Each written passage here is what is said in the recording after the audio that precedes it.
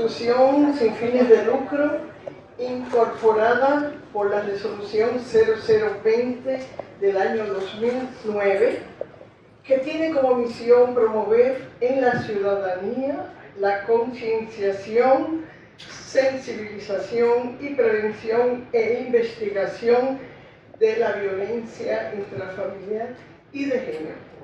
Esa violencia que nos agota cada día al recibir en nuestros hogares las noticias tremendas que a veces nosotras, las que trabajamos en estas instituciones, como Fundación Vida Sin Violencia, el PACAN, la Fiscalía,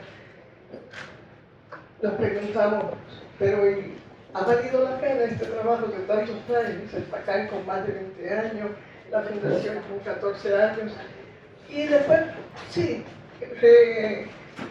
reaccionamos y nos decimos, vale la pena, ha valido la pena, porque de lo contrario, creemos que la situación sería más calamitosa. De alguna manera, este trabajo de la Fundación Vida Sin Violencia, de manera silenciosa, caminando la ciudad de Santo Domingo, barrios, escuelas, colegios, permanentemente, de manera ininterrumpida por 14 años, sabemos que ha dejado huellas.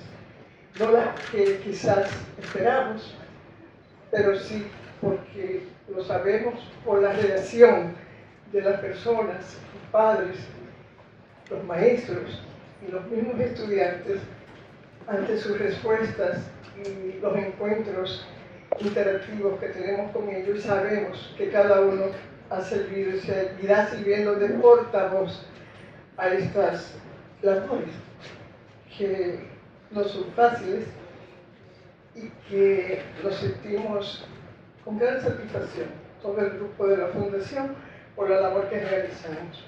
La directiva de nuestra entidad la integran, si se pueden poner de aquí, nuestra presidenta Yanira Fondera Fernández, Rosa Roa y Miguel Josefina de Sánchez Noble, vicepresidenta, primera y segunda vicepresidenta, Francia de Subero y Francia de Pérez, secretaria y vicesecretaria, Jamarí Durán Salas y Adela Díaz, tesorera y vicetesorera, Betty de Castaño, Almiris Galán, Luis Vera, Fiona Almonte y una servidora, Verónica Sebastián.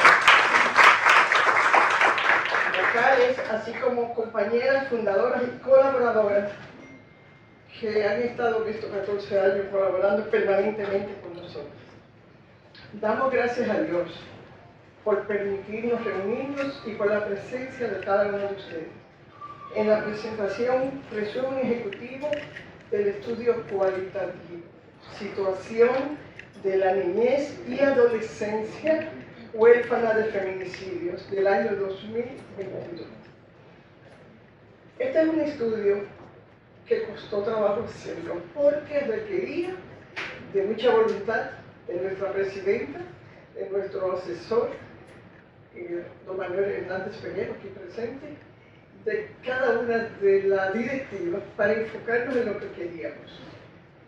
Además de que se necesitaban unos recursos económicos para hacer el estudio, porque se puso en manos de especialistas para poder entregar una labor que servirá de eslabón a muchas otras instituciones que tendrá un gran uso para nuestra sociedad.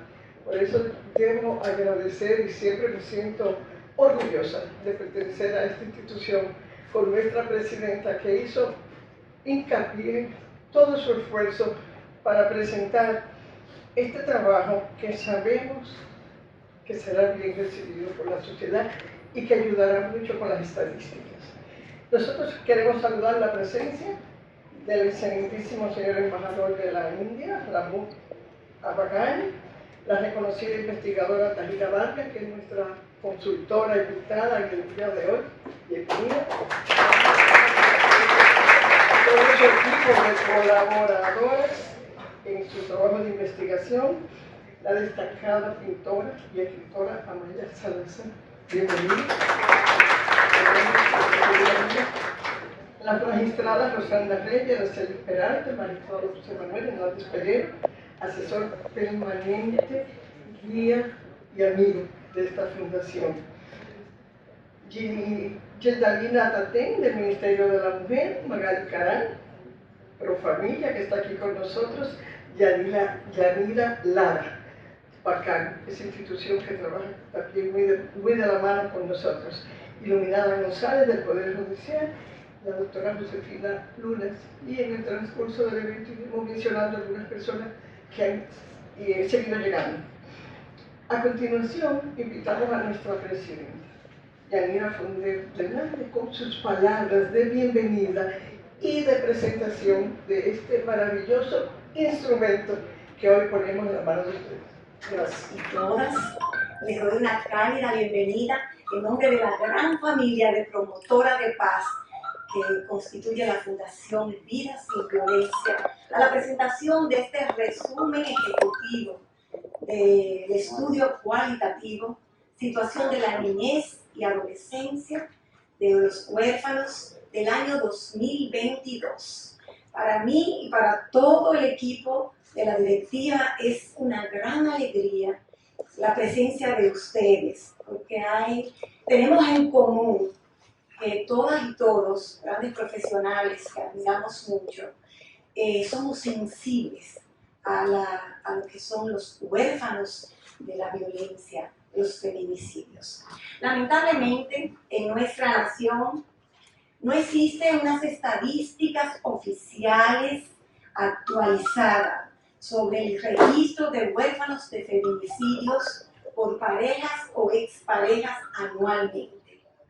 Gracias a un esfuerzo a diario que hacemos desde la Fundación, hemos podido constatar que en los últimos 5 años registramos a un total de 358 niños, niñas y adolescentes huérfanos de los feminicidios. Esto sin contar que hay un subregistro, porque no siempre los medios de comunicación, sobre todo los digitales, de los que nos nutrimos, nuestras estadísticas establecen la cantidad de descendientes que tenía esta víctima.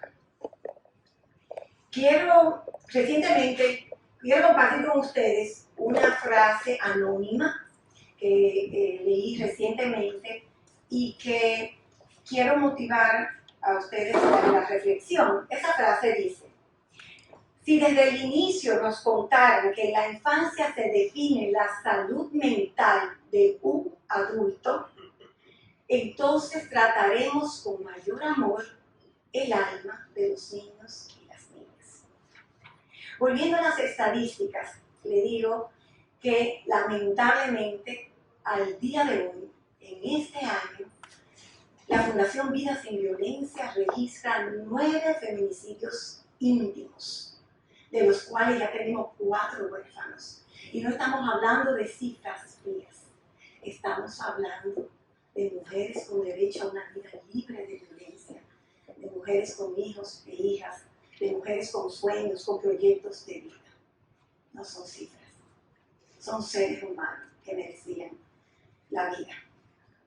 Con esta investigación de los resultados, la preocupación de la Fundación era conocer la vulnerabilidad de estos infantes, poder saber cómo vivían a raíz de estos traumas que les causa perder de la noche a la mañana, no solamente a su mamá, sino también a muchos de sus padres que se suicidan o en otros casos son sometidos a la justicia. Y saber el estado de desamparo en que se encuentran y qué impacto tiene esa situación y poder visibilizarlo a la sociedad, a las autoridades, para que refuercen, eficienticen las políticas públicas que les permitan a ellos contar con una vida digna y un desarrollo sano. Deseábamos verificar, de tantas inquietudes que teníamos, cuál era la atención psicológica que recibían estos niños, niñas y adolescentes, si continuaban en la escolaridad, cómo era su relación con sus pares en los centros educativos, cómo habían separaciones entre hermanos y hermanas, y esto lo establezco porque hay casos, lamentablemente, que la víctima dejaba 4, 5 y hasta 6 hijos e hijas. Queríamos saber qué prácticas, si habían prácticas respetuosas en esas familias acogedoras de estos niños y niñas, y, entre otros propósitos, cuál era la situación económica por lo que ellos estaban atravesando. A raíz de esta inquietud que tenía la Fundación, contactamos a la destacada antropóloga social e investigadora especializada en estudios etnográficos y cualitativos, Tahira Vargas, y a todo su equipo de investigación, que en un momento le va a estar hablando sobre la metodología, los resultados y las recomendaciones que hacemos. Quiero hacer mención de su equipo de investigación, que son Ana Isabel Vargas, le pido que se pare si está presente, Alfredo Tamayo, Vladi Cordero, Isis Amador, Isabel Cabrera, Lidia Zavala, Maridalia Santos, Soraya Costa y Yesibón Reynoso. Este estudio, como bien dijo nuestra querida doña Verónica, que comprende 10 provincias del país, nos costó un esfuerzo económico importante a la fundación, pero como mujeres de fe, que somos el grupo completo, sabemos que los resultados serán visibilizados y con ellos podremos, o estamos haciendo desde este espacio, un llamado necesario, urgente e impostergable al establecimiento de políticas públicas que socorran en inmediato no solamente a un grupo, a todos y a todas, los niños, niñas y adolescentes. Seleccionamos el año 2022 por tener una fecha más próxima, más actualizada. Y en ese sentido, la Fundación para esa fecha registró 61 feminicidios íntimos y 70 huérfanos de la violencia. Quiero que con estos datos de la investigación hacer un llamado a las autoridades a abordar esta problemática de gran impacto de esta población vulnerable que requiere atención, acompañamiento y un seguimiento sistemático como son los huérfanos de la violencia. No quiero terminar mis palabras sin dar gracias a la pintora y escultora reconocida, de la que estamos muy orgullosos en el país, Amaya Salazar. Por favor, párese, porque a Amaya yo le doy una llamadita y con gusto enseguida dijo que aportaba, y ustedes tendrán privilegio de cuando salgan, le van a entregar la carpeta que tiene el resumen ejecutivo de este estudio, donde la portada es de ella, y ella la tituló Refugio. Se trata de, la lectura refleja el amor de una madre con sus niños, y ella entiende que cuando hay una unión que se forja en base a la fuerza, se puede salir victorioso de cualquier adversidad que encuentre la madre. Concluyo exhortándole a unirnos en la promoción y en la defensa de los derechos fundamentales de los huérfanos de los feminicidios íntimos, que merecen atención, inclusión, compasión, protección efectiva y sobre todo el derecho a una vida libre de violencia. Le doy las gracias por su atención.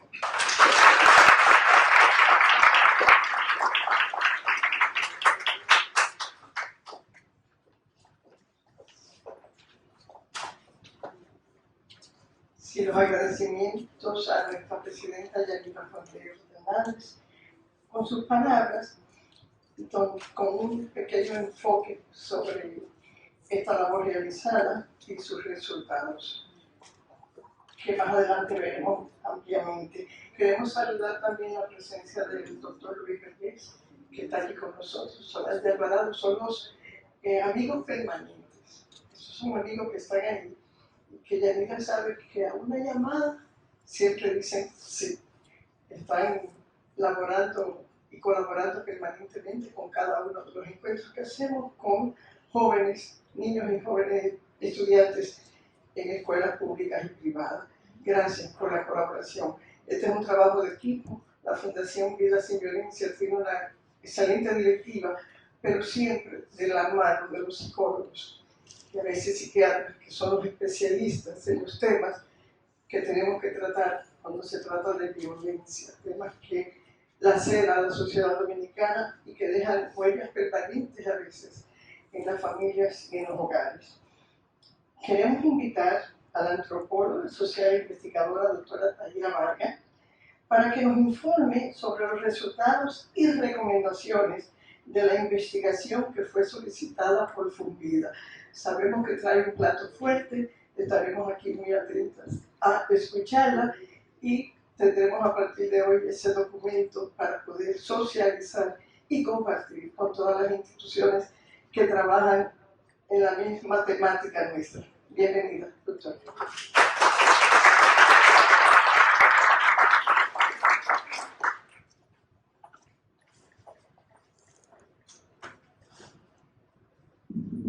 Buenos días, les doy las gracias a la Fundación. Yo voy a quitar este micrófono porque yo me muevo mucho y necesito ver también. Le quiero dar las gracias a la Fundación por darnos esta oportunidad de poder profundizar en un tema crucial en este país, pero que no lo es. No se ha convertido en una prioridad y la es, que es el tema de la niñez y la adolescencia huérfana de feminicidios. Como bien explicó la doctora Yanira, ella explicó todo lo que son las estadísticas que se han ido recogiendo y se puede ver allí la gran cantidad de población que se está quedando cada vez más huérfana. Cuando vemos un feminicidio, lamentablemente la prensa se enfoca en una mujer que la mataron. Y a veces con el grave error de reforzar los círculos de violencia y revictimizarla, diciendo por qué la mataron. Entonces, muchas veces no se ve quién era esa mujer, qué familia tenía esa mujer, cuáles eran las condiciones de esa mujer y de esa familia que deja esa mujer, y en qué condiciones se quedan ellos y ellas. Entonces, este estudio cuenta con esta aproximación y se hizo con el equipo Vargas de investigación social, el cual dirijo, cuyos nombres ya se mencionaron aquí y que están plasmados en el estudio. Seguimos. El estudio abarca muchos temas y hoy se le va a entregar el resumen ejecutivo. Es mucho más extenso que eso porque explica muchos aspectos con respecto a las condiciones de esta población. Así tenemos que en el estudio se habla del contexto de los feminicidios en el país, el cuadro familiar de las víctimas madres de feminicidio, las madres, cuáles eran las condiciones familiares de ellas y cuál es el cuadro familiar que deja, las condiciones sociodemográficas de la población huérfana de feminicidio, las condiciones educativas, psicosociales de esta niñez, adolescencia huérfana de feminicidio, los elementos socioeconómicos de la familia acogedora de quien los acoge, ¿no?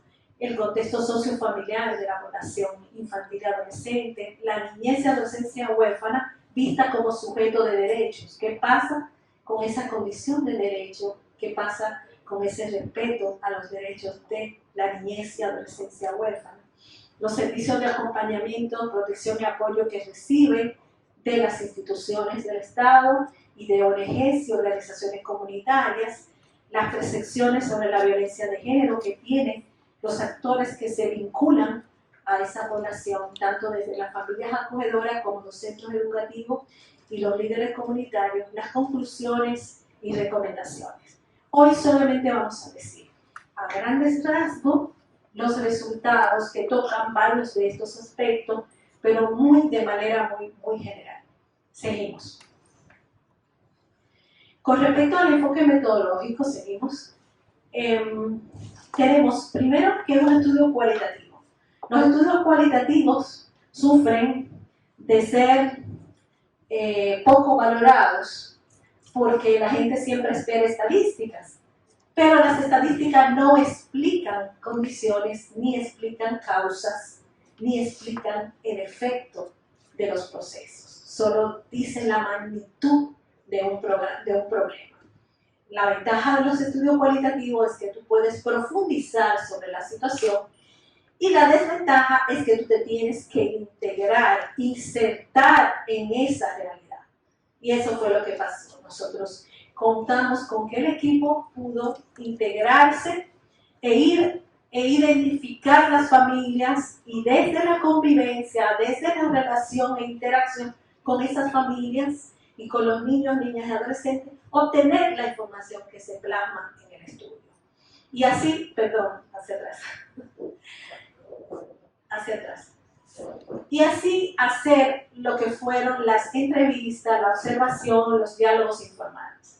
Se seleccionaron 17 casos de feminicidio del 2022. Fue muy difícil la selección porque gracias a que el Ministerio de la Mujer y la Procuraduría Especializada en Niños y Adolescentes cuentan con una base de datos de los últimos casos de feminicidio donde tienen ubicadas las familias con datos de dirección, teléfono y todo eso, pudimos ubicar. Pero ¿qué pasa?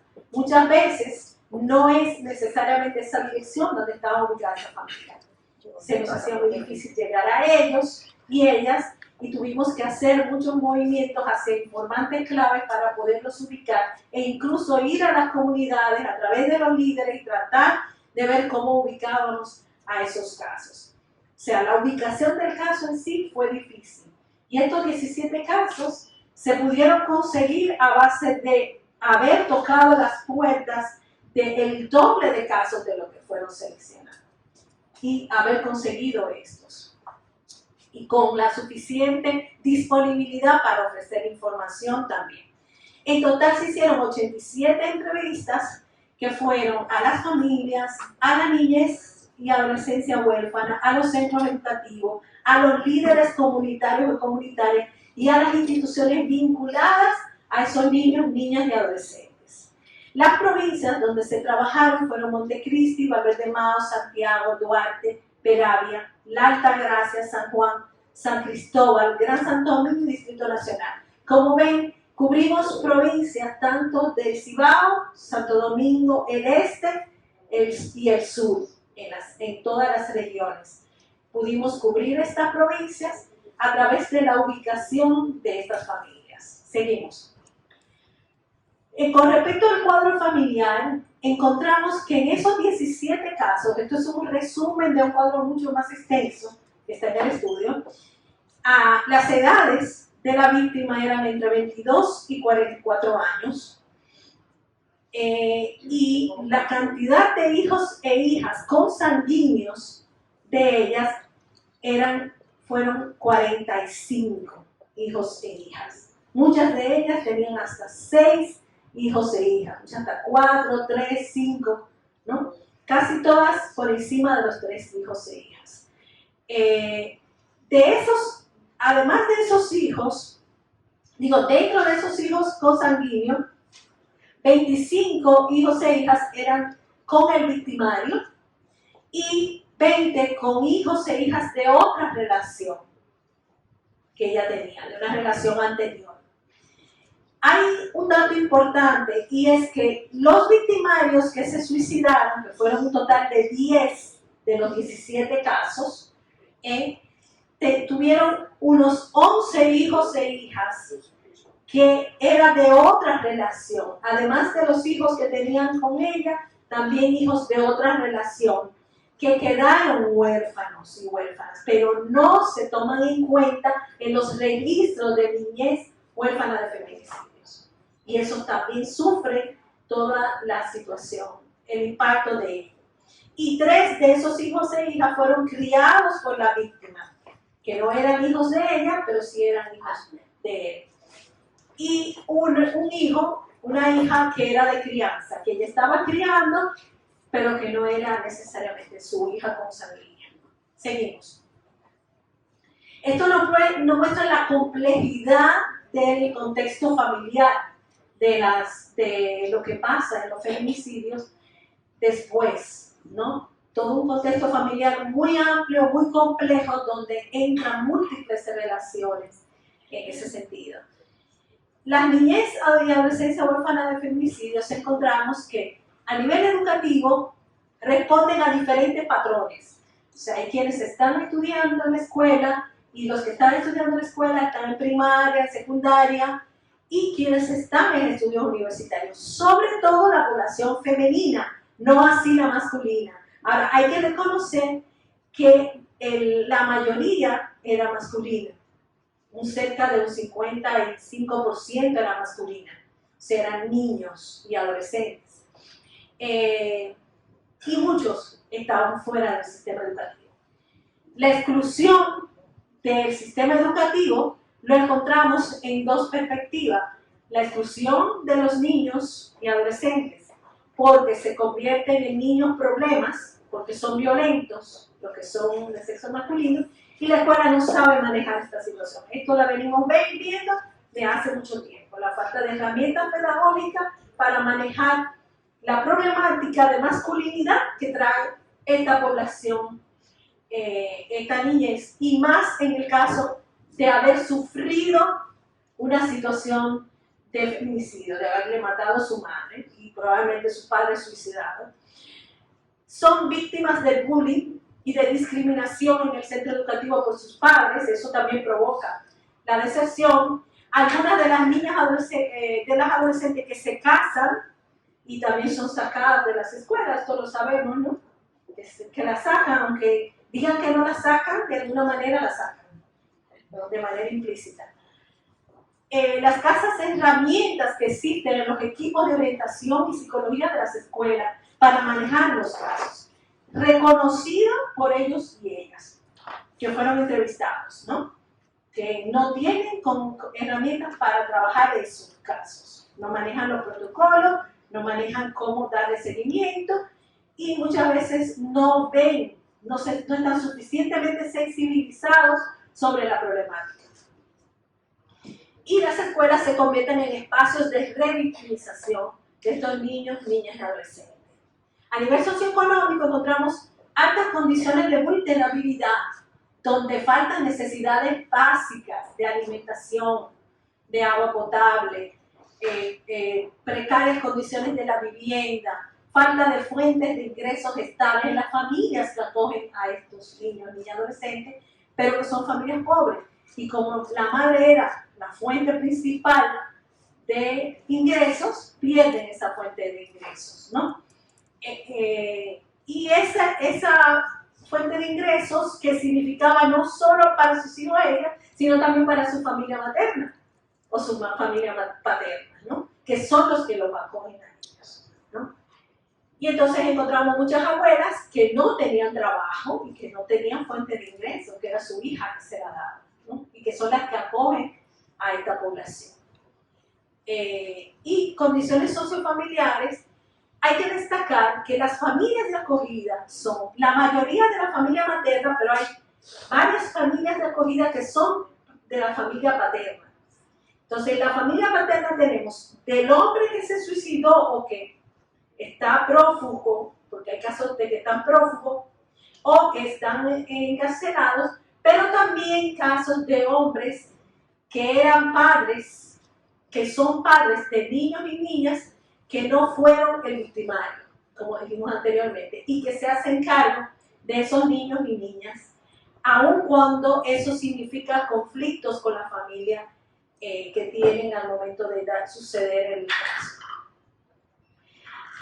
Se dan estas familias, pero también se dan familias que me parece muy importante destacar, formadas por hermanos y hermanas. Las mujeres, como han recibido tantas amenazas del victimario, preparan psicológicamente a sus hijos e hijas para el hecho.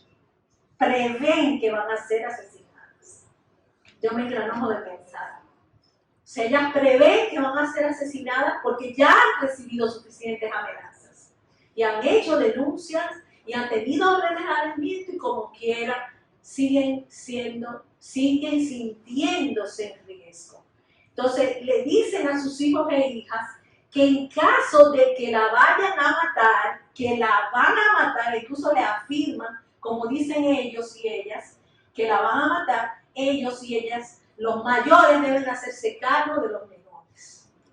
Y así se dan casos de hermanas mayores que asumen a sus hermanitos menores. Pero ¿qué pasa con esto? Que lamentablemente nuestros programas sociales entienden que eso no es una familia y que esa hermana no tiene poder de tutela sobre esos niños y niñas. Por tanto, no lo incluyen en ningún programa. Lo que es un gravísimo error, por desconocer la realidad de esa población y de lo que pasa allí. También pasa que hay familias paternas y maternas que están en continuo conflicto, que una acusa a la otra del hecho. Si él se suicidó, la mató a ella, la familia de él acusa a la mujer de que él se suicidó. Y si ella y la familia de ella acusa a la otra familia de que él fue el responsable del suicidio. Entonces, hay una situación de conflicto donde los niñas adolescentes están en el medio y ellos mismos dicen, yo prefiero vivir solo o sola y no con mi familia.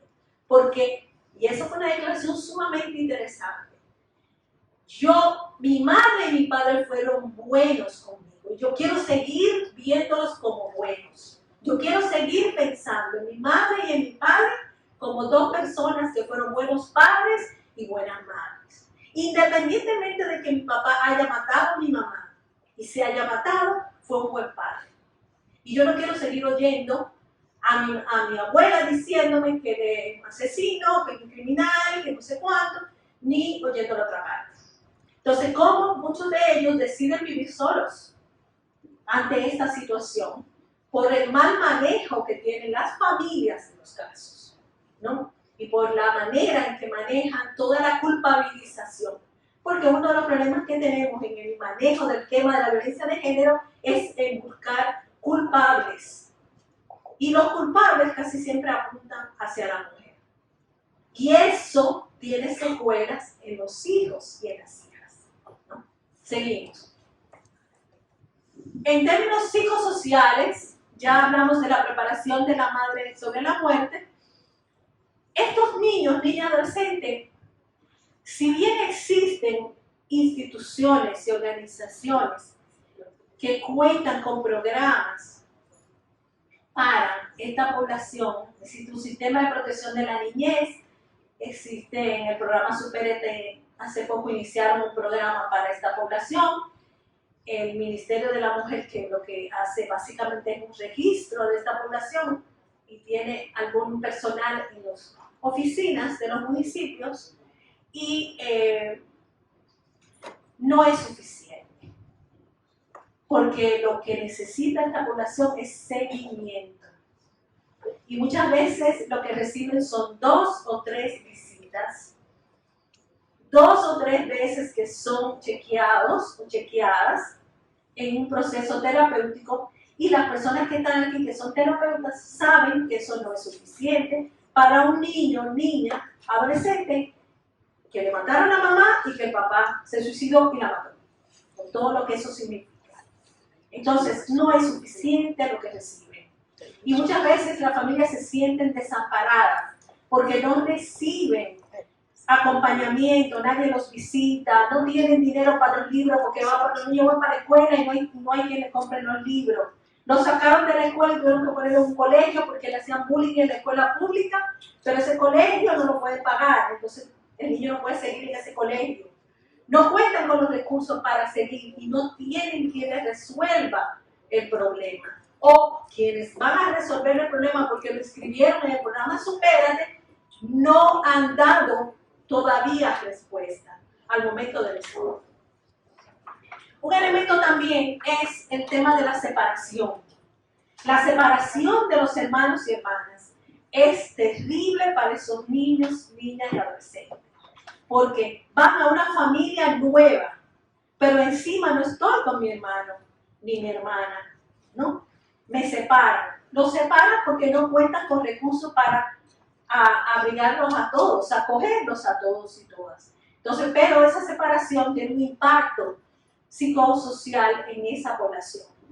Y se encuentran casos de mucha depresión, de violencia, de agresividad, sucesos de violencia.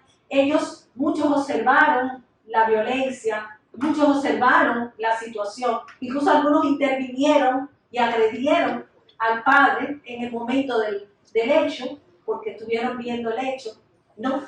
Y todo eso es parte de lo que les afecta a nivel psicosocial. En términos de derechos, no hay un reconocimiento de que esta niñez y adolescencia es un sujeto de derechos. Eso no nos extraña en las familias, porque no existe en nuestra sociedad. O sea, la niñez y adolescencia no cuenta con un reconocimiento como sujeto de derechos en esta sociedad. Y estamos viendo los casos de maltrato infantil, de lo que es las penas que se dan normalizadas en las familias y del maltrato en los centros educativos y en las comunidades. Pero entonces estas familias reproducen eso y como el niño, la niña, el adolescente se pone difícil y yo no sé manejarlo, es golpe. Es a base de golpe que lo estoy manejando, esa situación. Lo que agrava su condición psicosocial como tal. Y existen muchos riesgos de explotación sexual, de consumo de sustancias y de inserción en redes de actividades en conflicto con la ley en varios casos. En los servicios, las instituciones, ya hablamos de las instituciones que de alguna manera se involucran en el proceso, que visitan a estas familias, pero que no continúan porque no cuentan con recursos para ello. En las entrevistas a estas instituciones se destaca que si bien existe un protocolo, existe una intención de dar acompañamiento, no hay recurso humano en las oficinas municipales de CONANI, del Ministerio de la Mujer y demás, para dar seguimiento y acompañamiento, ni recurso económico para ello. CONANI tampoco cuenta con las suficientes casas de acogida para los casos en que las familias no acogen a estos niños, niñas, adolescentes. Seguimos.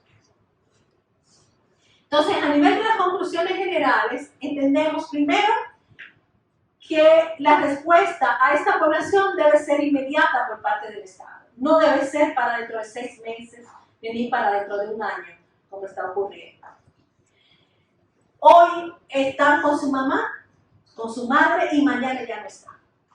Y ya mañana no está, eso significa no está con qué vivir, no está mi apoyo psicológico, no está mi sostén como tal. Las respuestas son muy lentas y burocráticas, lo que deteriora sus condiciones de vida, que son de urgencia inmediata. Los feminicidios deben identificarse en nuestra sociedad como una emergencia nacional. Suceden continuamente.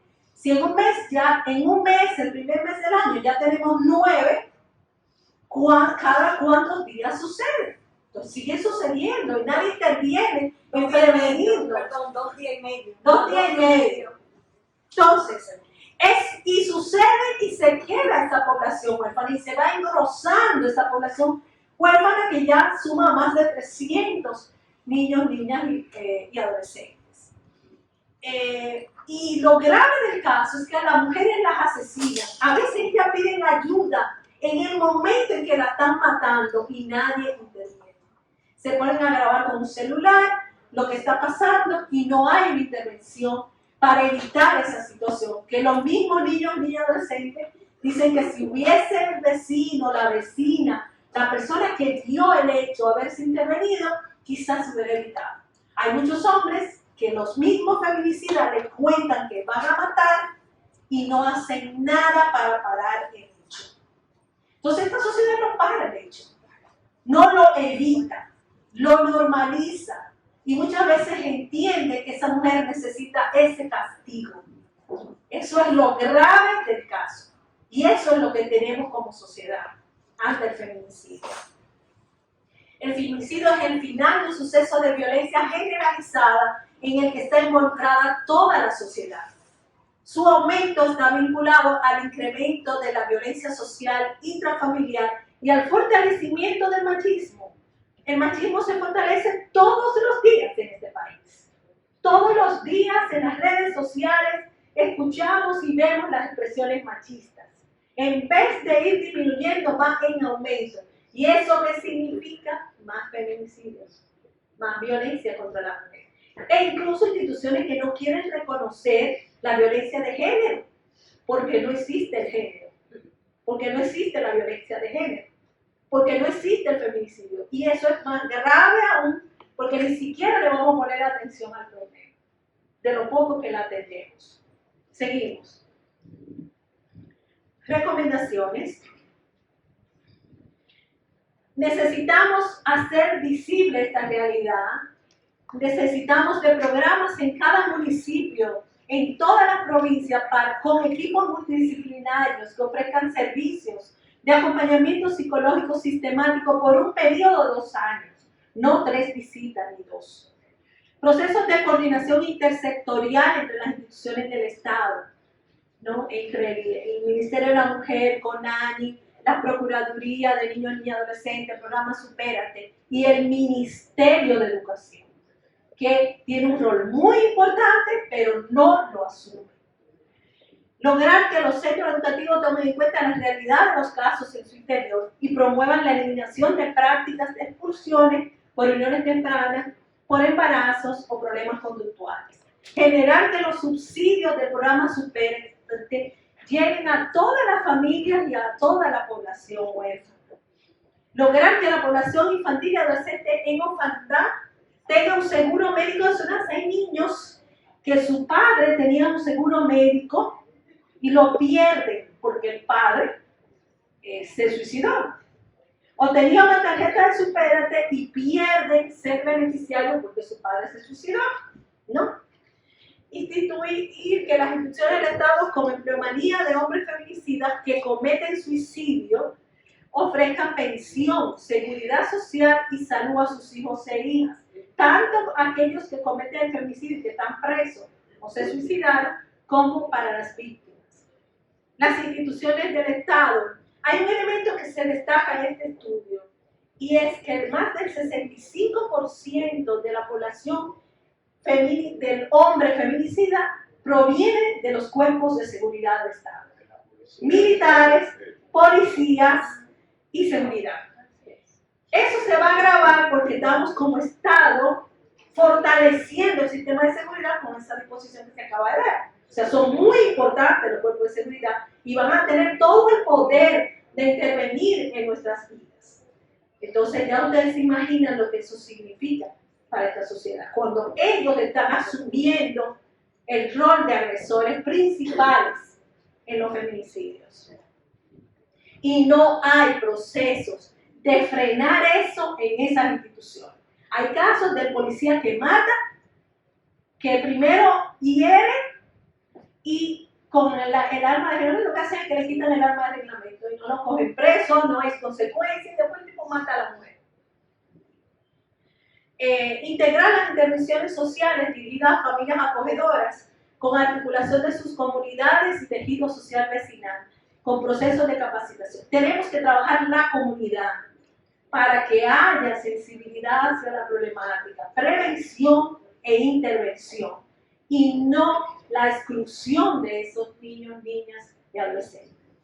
Por último, favorecer que los planes que tiene el programa Supérate y CONANI de desarrollar herramientas de disciplina positiva, que existen programas para eso, se extiendan hacia las familias acogedoras y hacia las familias para lograr cambios en las prácticas de crianza, promover campañas sobre derechos de la niñez y adolescencia para romper la perspectiva adultocéntrica que existe, sensibilizar a organismos del Estado que tienen roles importantes, protección, asistencia, acompañamiento y provisión, y reconocer la diversidad de estructuras de familia de acogida.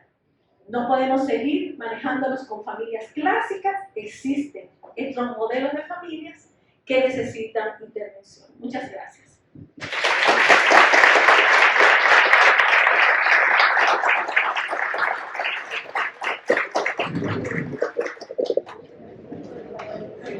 Sí, muchísimas gracias, doctora Taída Vargas. Valoramos su intervención. Y pudimos escuchar con sus explicaciones las implicaciones de este fenómeno que nos agota en el país, que esta problemática de violencia, que ya escuchamos algunas de las implicaciones que tienen que ver hasta con la seguridad social, hasta con el seguro de vida de los afectados, que quedan sin seguro de vida, niños y viudas. Sí, una problemática amplia, que de manera sucinta ha sido explicada hoy por nuestra querida Taira como investigadora. Taira, le invitamos por favor que nos acompañe, y nuestra presidenta Yanira de aquí en el centro, a nuestra vicepresidenta Rosa Roa y Josefina de Sánchez Noves. Aquí en el centro, por favor, para que le puedan colocar el pin institucional a nuestra invitada de honor. Es el pin de promotora de la paz. Promotora de la paz. Ese pin se entrega en cada actividad a nuestros colaboradores.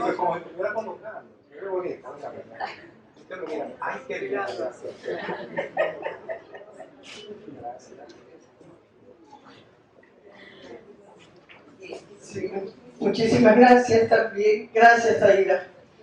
Invitamos a la artista Amaya Salazar que nos acompañe, por favor, y a la secretaria de nuestra directiva, Francia de Subero, la vicesecretaria Francia de Pérez, la tesorera Amarilis Durán Salas, para que le coloquen el pin de símbolo de la paz a nuestra querida artista.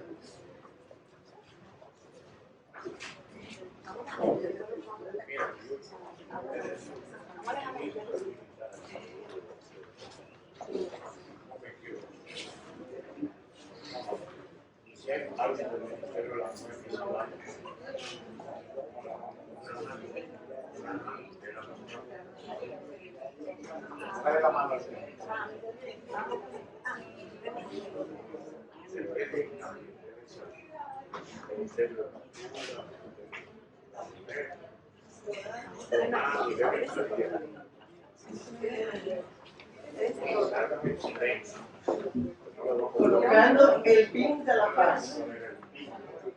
Por favor, Nuri Vera, Fiona Almonte, que nos acompañe, parte de la directiva del grupo de colaboradores.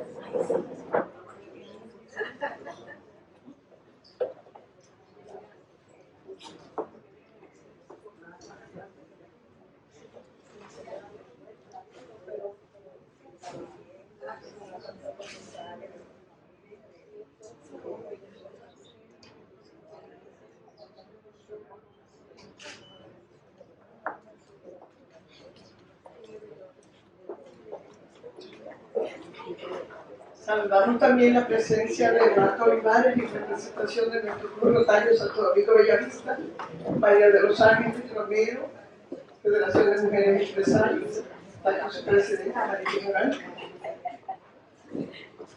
Cielo Reynoso, también en representación de la Federación de Mujeres Empresarias. Vamos a dar la oportunidad ahora a dos preguntas a nuestra invitada de honor, la doctora Taira Vargas, o a nuestra presidenta Yanira Fonel. ¿Están disponibles? Pueden levantar la mano, por favor. ¿Allá? Sí. Si quieren, pueden pasar acá. Es difícil porque no, hay muchas personas conocidas. Así se escucha, sí. Vemos de cerca a usted. Muchas personas conocidas aquí. Levantarse ante un foro con ustedes, ¿verdad? Hay que respirar. Y más cuando nos toca a nosotros, supérate. Yo soy trabajadora social y desde el principio de enero escuché en la prensa que en el país no se está haciendo nada por los niños, niñas y adolescentes. Y a mí eso me subió la sangre, pues yo soy muy apasionada con lo que hago. Y recuerdo el año pasado que el equipo de Taira nos entrevistó Inclusive me llamaron por teléfono, yo estaba en la descubierta con mi equipo de trabajo, precisamente visitando las familias acogedoras de los niños, niñas y adolescentes huérfanos por feminicidios. Entonces sería como no reconocer en Supérate un trabajo de seguimiento que se está haciendo día a día. El mes de enero, hoy estamos 24, y ya nosotros llevamos 15 visitas domiciliarias en acompañamiento a las familias. Nuestra meta mensual es 20 visitas domiciliarias a familias, a escucharlas, apoyo emocional, apoyo psicológico, apoyo económico. Y todo lo que nosotros podemos ayudar a esas familias, nosotros estamos celosas porque el crimen más grande que se pueda cometer es matar a una mujer madre. Eso daña toda la estructura familiar, daña todo el ambiente, daña todo el espacio socioeconómico alrededor de esas familias. Y lo difícil es eso, sí, que Taira lo presenta, la escasez de recursos económicos que hay. Muchas veces nosotros tenemos que sacar de nuestros bolsillos lo que tenemos en la cartera para dejárselo a esa familia porque no tienen con qué comer ese día. Y nosotros estamos luchando porque hay recursos, pero que no llegan a donde deben llegar. Llegan quizá a otras manos. Entonces, Supérate tiene un equipo interdisciplinario de acompañamiento y seguimiento a esas familias. Hoy tenemos aquí una abogada que me acompaña, otra trabajadora social que me acompaña. Tuvimos que dejar una psicóloga en la oficina para que nos prepare todo el escenario de visita que nosotros vamos a hacer mañana para Santiago y todo el trayecto, comenzando desde Villa Altagracia, pasando por esas familias. Nosotros sabemos cuando se muere un acogedor, una familia acogedora, tenemos un chat de familias acogedoras donde todos los días estamos en contacto con ella todos los días. Entonces, yo quiero que sí, que nosotros sí necesitamos más apoyo para trabajar. La realidad que ella presenta es esa.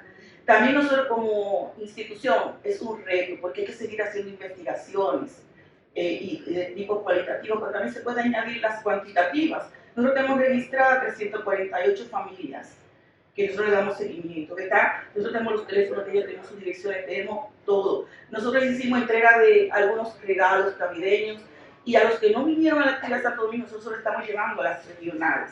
Personalmente estamos llevando esos regalos, estamos pendientes de cada uno de ellos. Y para el año escolar, junto también con el Ministerio de la Mujer, también hacemos actividades de coordinación interinstitucional. Así que es mucho y es importante reconocer el papel que está haciendo Supérate y que hay que seguir haciendo investigaciones. Felicidades. Aquí de los que representemos el equipo, Mariana Castellanos, abogada, Angelina Espinal, trabajadora social. Muchas gracias. Encantada.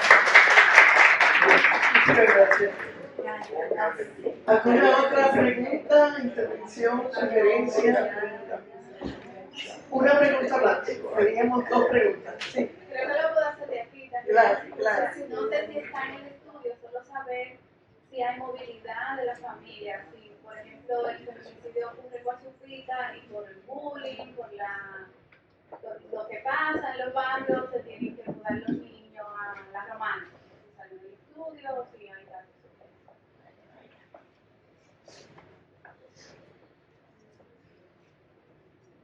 Gracias por la pregunta. Sí, una de las dificultades que tuvimos para poder ubicar las familias fue esa, que en muchos casos hay mucha movilidad.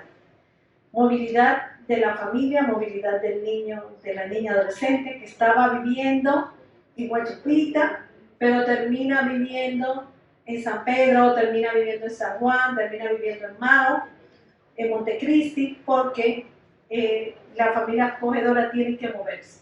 Hay movilidades en función de quién acoge al niño, la niña adolescente, la separación de esos niños, niñas, adolescentes en diferentes familias acogedoras, pero además, lo que tú planteabas, hay situaciones de hostilidad, hay mucha hostilidad en los centros públicos, en los centros educativos públicos, hacia esta población infantil y adolescente por ser víctimas de feminicidios. Se burlan de ellos, le dicen que su mamá la mató, que qué bueno que la mataron, que no sé qué. O sea, comienzan a a maltratarnos psicológicamente, entonces tienen que sacarlo de ahí y tienen que moverse hacia otro lugar. Y entonces la familia tiene que moverse. O por conflictos donde comienzan a acusar a la víctima del feminicidio de ser culpable de toda la situación, entonces también tiene que moverse. O conflictos con la familia paterna y demás. Todos esos conflictos que están alrededor de un tema que debería ser un tema sensible, de acogida, termina siendo un tema que genera hostilidad hacia las víctimas, que son, en último lugar, no solo las víctimas de feminicidio, sino los niños, niñas y adolescentes que quedan en condiciones de orfandad. Yo quería decirles que hay una película que me acaban de informar que lamentablemente hoy es el último día, un documental que se llama Morena, que trata del tema de los feminicidios en República Dominicana. La están dando en Novo Centro. Yo la tenía programada a ver si la veía el fin de semana, pero me dijeron que hoy es el último. Mírala ahí. Solamente una aclaración, que creo que se cruzó. Lo que pasa es que yo estoy trabajando ahora en investigación para un documental de ese tema. Morena es sobre migración de mujeres en la periferia de la ciudad. La periferia. Muy bien, muy bien. Excelente. Perdona la confusión, pero como me escribieron esa nota, pero yo de verdad vi los anuncios de Morena y sí es verdad sobre migración, pero me interesa y lamento que no la ven. Pero éxito con ese documental sobre feminicidio. Gracias, Fernanda. Muchísimas gracias. Bueno, cerramos porque un miércoles a las 10 de la mañana con esta sala llena, la Fundación Vida Sin Violencia agradece esa receptividad, ese apoyo a esta actividad.